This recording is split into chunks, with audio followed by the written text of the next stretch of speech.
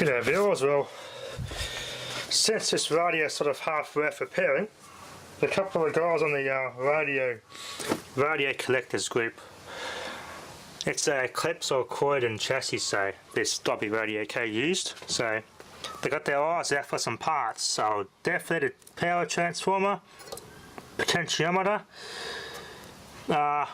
this coil and the coil that was here, and the main components I need. I need a socket for the 80 and possibly a new socket for the speaker, although yeah, it might, because of the carbon might be a problem with the high voltages, so it's best to replace that too. I could probably try cleaning the carbon off, but we'll see how we go. This coil is alright. I've got the schematic for this, so I know what these capacitors are anyway, so they're being chewed up. I can't read the value on it, but I've got the schematic anyway that tells you what they are. They're these old style sort of potentiometers. This potentiometer is okay, but this one, one like that, has to be replaced. So this potentiometer, power transformer, a couple of these coils. I think there was one under here too, which is being completely burnt out. So this coil is definitely gone. It's part of the winding here, so that's buggered. That terminal strip's okay. That valve socket is, yeah, possibly this valve socket may need to be replaced, but I don't think it's that badly damaged. I just have to strip it and clean the carbon off it to stop any potential shorts. It might be okay, that valve socket, it's just a bit charred. It's still okay structurally, the valve stays in. The rectifier valve socket's definitely stuffed because the rectifier valve won't even clip in properly. So I could just make it where there's wires that are actually going. So there's resistors here, and you got these big pins that are audio input, speaker out inputs. The little ones are the the little ones are the speaker audio inputs.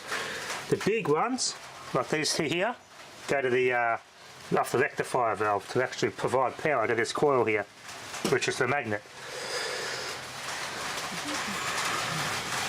So it is actually worth repairing. Just got to get the parts chased up for it. I've found all the bolts are filleted here too, so there's one less to go under this tuning capacitor. So it's going to be a hell of a project, but I think, yeah, maybe bit by bit I'll gradually get it going again. It's just getting all this rust off to get this grounding redone. Yeah. So fucking. But they've got their eye out. Hopefully they can chase up these parts. These two are the main ones, so they're probably going to be hard. And even if it's not the same, or physically not the same transformer, it just has to be electrically the same.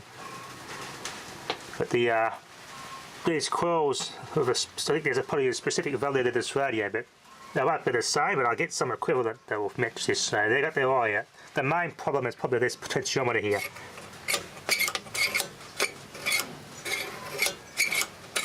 This looks like a carbo one anyway. It wasn't actually one of those ones with a winding, like a little variac there. The carbon's inside there anyway. You can see the carbon's actually burnt off this pin. So yeah, it's stuffed. Yeah, it's burnt the actual connector to here. There's actually like a little sliding bit here that was soldered on, something that was soldered on there with a little slider, but that's gotten melted off. It got so hot. So there's a million of these that the collectors have out there of older sets I can get parts off, so hopefully this is going to be a long-term project, hopefully.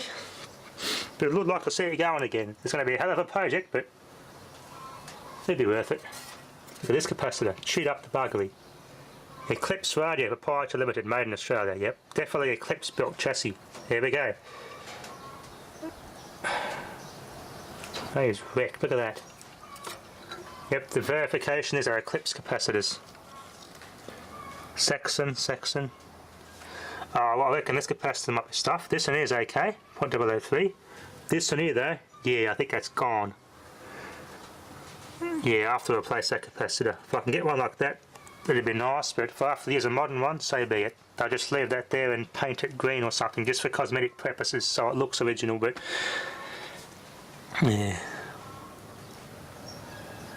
That's the only one that got damaged of all the capacitors from the heat, that one there. Anyway, I've got a test here, with this testing the speaker. I've had to hook the voice coil up directly because this little amplifier won't put out enough voltage to run through the transformer. I've done some tests with an AC from this transformer.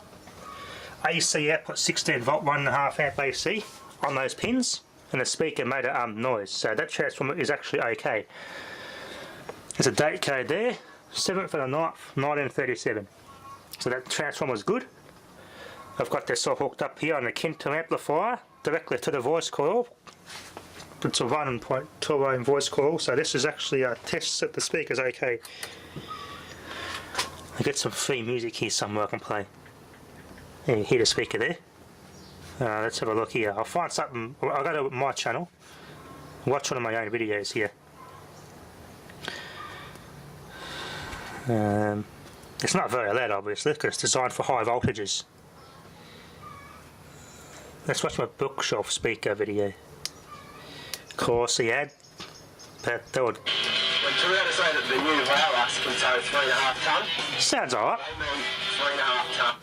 This petty little thing's nowhere near enough voltage to drive the speaker, so I couldn't hook it up on the transformer side. Not enough power out of that amplifier to run through that. I found an old, they've got some blame evaporative air conditioners there to go for scraps. You just buy parts off them. So the speaker's worth fixing. What you want off them and buy the parts. I've got to recone the damn thing now. Redo all this. They use clips, they use to hold the pads on top of the evaporative air. I have to redo all this, make my own cone. So I've got to cut all around here and make up my own cone. It's only going to go to landfill anyway. So I did the suspension part somehow. They were cheap, and to make the sweeten the deal, I got these chucked in. I just picked a set of these up. You can see there. So, the old school suspension. This is how they made speakers back then. Didn't cost me any much, so bonus. That's a fairly. This is actually quite a large 12-inch speaker, so this will be pretty loud. A speaker this size will fill your house up with AM music. Thing here. It is huge. So I can fit my LG TV projection speakers. It's like an old school megaphone sort of volume out of it. Yeah, I didn't have a cabinet for. It actually sounds quite nice. It's not going to give you any bass because there's no magnet in this. They haven't got this coil powered up. Mounts. Because the screw lines up to here, it's too big, so I've got to put another screw in here. And I have to move it over. I did zap it a couple of times, the coil here. So hold this and must have left some residual magnetism in it for it to make a bit of a vibration noise. So there must be some residual magnetism in it, of some description. Sound very cool, very good sound. So that speaker works good, so it's definitely worth reconing. Just got to get some paper. Cabinets. Now I could just go on the top of this and stick over the top of this, but if I stick over the top of this it's going to rattle. I'll have to cut carefully around this area. Leave this piece intact and come up with a whole cone that sticks over this little centrepiece with some glue. That way there's less chance of rattles. Good, but they didn't last long. They were half buggered when I got them. 4 ohms, ain't right. So I've got to get some paper for this cone. They do this. Half unravelled. So that's promising. Yep. Promising, so I've got to get some paper and redo this cone. Getting the suspension part done somehow. Yeah, that's the tricky part, getting the suspension. Anyway, at least this speaker's actually working. Thanks for watching.